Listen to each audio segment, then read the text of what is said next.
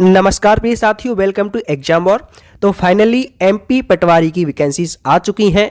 थोड़ी देर पहले rule book जारी हुई है और रूल बुक जारी होने के बाद बहुत सारे स्टूडेंट्स की बस एक ही परेशानी है कि एग्ज़ाम का पैटर्न चेंज हो गया है, अब क्या करें। तो मैं आपको बताता हूं कि इस बात की टेंशन लेने की बिल्कुल भी ज़रूरत नहीं है, क्योंकि जब भी पैटर्न में कोई बदलाव आता है, पैटर्न चेंज होता है, तो उसका बेनिफिट भी ज़रूर मिलता है। और दूसरी बात यह भी है कि यहाँ पर सिर्फ एक सब्जेक्ट ऐसा है जिसको रिप्लेस किया गया है, यानी कि आपका जो अभी तक पंचायती राज पूछा जाता था, तो पंचायती राज की जगह आपका मैनेजमेंट पूछा जाएगा और बाकी के जो सब्जेक्ट हैं वो वही सब्जेक्ट हैं जो कि व्यापम अभी तक बाकी के एग्जाम में पूछता आया है। तो इस बात की टेंशन लेने की बिल्कुल ज़रूरत नहीं है, केवल एक सब्जेक्ट हमें अलग से पढ़ लेना है, जिसके लिए हमें काफ़ी समय भी दिया गया है। अभी से लगभग 4 महीने का समय है। अब हम डिस्कस करते हैं कि कौन कौन ऐसे विद्यार्थी हैं जो कि एमपी पटवारी का फॉर्म भर सकते हैं, कब से एग्ज़ाम होना है, कितनी वैकेंसीज हैं, क्या क्या इस बार चेंजमेंट आए हैं और इस बार किन किन विद्यार्थियों को फ़ायदा मिलने वाला है, इस पर हम चर्चा करते हैं। तो सबसे पहले देखिए फॉर्म भरने की तारीख। तो फॉर्म आपके 5 जनवरी से भरना स्टार्ट हो जाएंगे, 19 जनवरी तक भरे जाएंगे। 19 जनवरी यहाँ पर लास्ट डेट रहेगी। फिर आपको फॉर्म भरते समय अगर आपसे कोई गलती हो जाती है, कोई मिस्टेक हो जाती है, तो आप उसको एडिट भी कर सकते हैं। 24 जनवरी तक आप उसको एडिट कर सकते हैं। उसके बाद जो भी जनरल कैटेगरी से हैं, 500 रुपये उनका फॉर्म भरने का शुल्क है और 250 रुपये उन लोगों का है जो किसी भी कैटेगरी से बिलोंग करते हैं, यानी कि ओबीसी, एससी, एसटी किसी भी कैटेगरी से हैं, तो 250 रुपये आपको पे करना है। ये आपका फॉर्म भरने का शुल्क है। बाकी का पोर्टल चार्ज, ये सारी चीज़ें अलग से। और फिर आपकी एग्ज़ाम डेट की अगर बात करें तो 15 मार्च को आपका एग्ज़ाम होना है, यानी कि 15 मार्च से स्टार्ट हो जाएंगे। फिर बाकी डिपेंड करेगा कि फॉर्म कितने फिल होते हैं, तो कितने समय तक आपका एग्ज़ाम चलने वाला है। तो 15 मार्च से आपके एग्ज़ाम स्टार्ट हो जाएंगे। फिर दूसरी बात आती है कि आपके जो एग्ज़ाम है वो 2 पारियों में होने हैं, एक सुबह एक शाम। तो एक तो आपका होगा 9 से 12 और दूसरा होगा 2:30 से 5:30। यानी कि अभी तक अगर हम पिछले एग्जाम की बात करें तो केवल 2 घंटे का पेपर होता था एमपी पटवारी का, लेकिन इस बार 3 घंटे का कर दिया गया है। तो 3 घंटे का कर देने का मतलब है कि इस बार क्वेश्चंस की संख्या बढ़ गई है, क्योंकि पिछली बार तक 100 नंबर का पेपर आता था, 2 घंटे में हमें सॉल्व करना होता था। लेकिन इस बार क्या किया है, इस बार इन्होंने 200 क्वेश्चंस कर दिए हैं, यानी कि क्वेश्चंस की संख्या तो कर दी है दुगनी, यानी कि 100 क्वेश्चंस बढ़ा दिए गए हैं और केवल 1 घंटा बढ़ाया गया है यहाँ पर समय का, यानी कि 3 घंटे में आपको 200 प्रश्न सॉल्व करने हैं।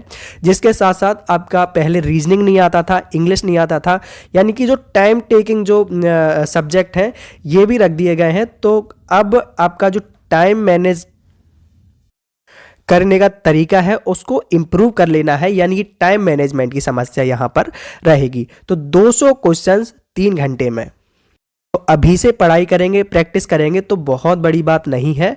200 प्रश्न 3 घंटे में। फिर बात आती है कि कौन कौन एमपी पटवारी का फॉर्म भर सकता है। तो देखिए यहाँ पर इन्होंने कहा है कि किसी भी मान्यता प्राप्त विश्वविद्यालय से स्नातक, यानी कि आपके पास ग्रेजुएशन होनी चाहिए, स्नातक होना चाहिए किसी भी मान्यता प्राप्त विश्वविद्यालय से, और ग्रेजुएशन में कुछ भी हो आप एलिजिबल हैं। दूसरी बात आती है सीपीसीटी की। तो सीपीसीटी के लिए उन्होंने बोला है कि आपके पास हिंदी टाइपिंग एवं कंप्यूटर दक्षता सहित उत्तीर्ण होना अनिवार्य है, तथा सीपीसीटी परीक्षा उत्तीर्ण न होने पर जो भी विद्यार्थियों का एमपी पटवारी में सिलेक्शन हो जाता है, उन्हें 3 वर्ष का समय दिया जाएगा। 3 वर्ष के अंदर उनको सीपीसीटी उत्तीर्ण करके देना होगा, ये यहाँ पर इन्होंने बोला है। अब हम बात करते हैं परीक्षा के पैटर्न की। तो परीक्षा के पैटर्न की बात करें तो यहाँ पर देखिए इन्होंने 200 प्रश्न कर दिए गए हैं टोटल एमपी पटवारी के लिए, जिसमें आपका सामान्य विज्ञान पूछा जाएगा, हिंदी पूछी जाएगी, सामान्य अंग्रेजी पूछी जाएगी और गणित पूछा जाएगा। 100 नंबर का प्रश्न आएगा। 100 नंबर में आपका विज्ञान, हिंदी, इंग्लिश, मैथ, ये 4 सब्जेक्ट आएंगे 100 नंबर के। फिर जो बी सेक्शन आएगा आपका, उसमें भी 100 क्वेश्चंस रहेंगे। उसमें आपका जीके पूछा जाएगा, रीजनिंग पूछी जाएगी, कंप्यूटर ज्ञान पूछा जाएगा और रीजनिंग के साथ साथ यहाँ पर सामान्य प्रबंधन यानी कि जनरल मैनेजमेंट, ये सारे प्रश्न पूछे जाएंगे। और मुझे यहाँ पर लगता है ये इन्होंने जैसे कि सेक्शन ए है, ए के अंतर्गत इन्होंने 4 सब्जेक्ट रखे हैं, सामान्य विज्ञान, सामान्य हिंदी, सामान्य इंग्लिश और सामान्य गणित। तो हो सकता है कि 25-25 प्रश्न यहाँ पर दें, क्योंकि 25 चौका 100, तो 25 क्वेश्चन आपके साइंस के, हिंदी के 25, इंग्लिश के 25, मैथ के। तो इस हिसाब से आपका 100 नंबर का पेपर ये बन जाएगा। दूसरा आपका जो सेक्शन आएगा बी सेक्शन, तो इसमें भी सामान्य जीके एवं अभिरुचि, अभिरुचि ये रीजनिंग ही होती है। यहाँ पर जो व्यापम होता है वो अभिरुचि और तार्किक योग्यता, ये दोनों चीजें अलग लिख देता है, लेकिन दोनों का मतलब ही रीजनिंग होता है। और उसके साथ साथ आपका कंप्यूटर ज्ञान आएगा और सामान्य प्रबंधन। ये सारे सब्जेक्ट आपके आने हैं आने वाले एग्जाम में एमपी पटवारी के में। और अब बात करते हैं पदों की संख्या की। तो अभी तक हमें सुनने में आ रहा था कि लगभग 1600 वैकेंसीज आने वाली हैं, तो यहाँ पर 1100 वैकेंसीज इसके ऊपर ही आई हैं, क्योंकि यहाँ पर देखिए 2736 टोटल पद हैं, जिसमें अनारक्षित के लिए 975, ईडब्ल्यूएस के लिए 223, 337 है एससी कैटेगरी के लिए, एसटी के लिए 586 और 615 पद हैं ओबीसी कैटेगरी के लिए। टोटल मिलाकर यहाँ पर 2736 पद पर भर्ती होना है। फिर बात करते हैं एज की। तो कौन कौन ऐसे कैंडिडेट्स हैं जिनकी एज ज़्यादा हो चुकी है अभी तक और वो फॉर्म भर सकते हैं या नहीं भर सकते हैं। तो देखिए, जो भी जनरल कैटेगरी से बिलोंग करते हैं उनके लिए यहाँ पर व्यापम ने 18 से 40 वर्ष रखी है, और जो कैटेगरी से बिलोंग करते हैं ओबीसी, एससी, एसटी, उनके लिए 18 से 45 साल तक यहाँ पर एज रखी गई है। फिर इसके बाद उन्होंने बोला है कि कोविड-19 की वजह से यहाँ पर लगभग 3 साल से नियमित परीक्षाएं आयोजित नहीं हुई हैं, तो इस वजह से उन्होंने दिसंबर 2023 तक यहाँ पर 3 साल के लिए आयु में छूट दी है। यानी कि जो भी अभी तक जो ऐसे अभ्यर्थी हैं जो जनरल कैटेगरी से आते हैं जिनकी एज 40 वर्ष है, वो 43 वर्ष तक एग्जाम दे सकते हैं, और जिनकी 45 वर्ष है जो कैटेगरी से हैं वो 48 साल तक एग्जाम इसका दे सकते हैं।